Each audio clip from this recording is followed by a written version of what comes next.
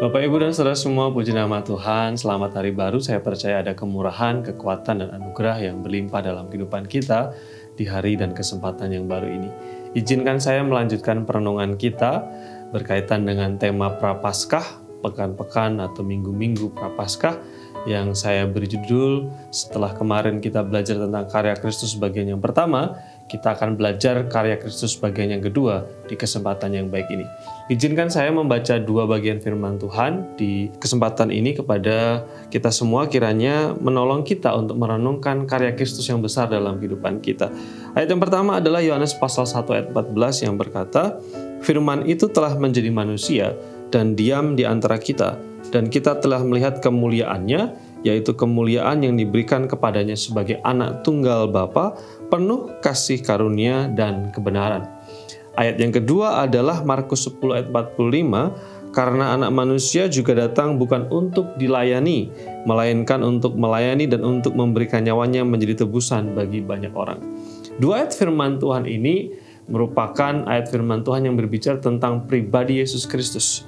Yohanes 1 ayat 14 menggambarkan tentang keilahian Kristus, bagaimana dia sebagai sang ilahi dengan segala kemuliaan, digambarkan di sana sebagai sang firman dari Allah sendiri, firman yang menjadikan segala sesuatu, digambarkan juga di sana sebagai anak tunggal Bapa, sebagai pribadi yang penuh dengan kuasa, kemuliaan, dan kebenaran dari Bapa.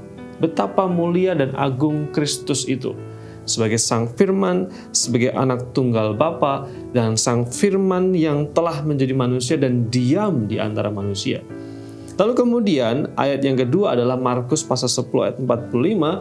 Ini pribadi yang luar biasa itu mengambil rupa sebagai hamba, dikatakan di sana dia datang bukan untuk dilayani, sekalipun dia adalah sang firman sebagai sang ilahi, tetapi dia datang bukan untuk dilayani, tetapi untuk melayani, bahkan memberikan nyawanya menjadi tebusan bagi banyak orang. Bukankah ini luar biasa?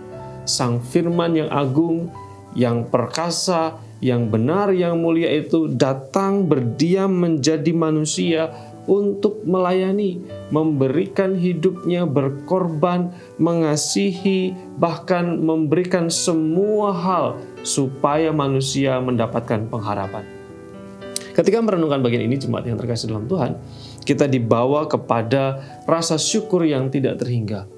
Karena karya Kristus begitu nyata, keteladanannya, kerendahan hatinya begitu sempurna, memberikan segala sesuatu bagi keselamatan umat manusia.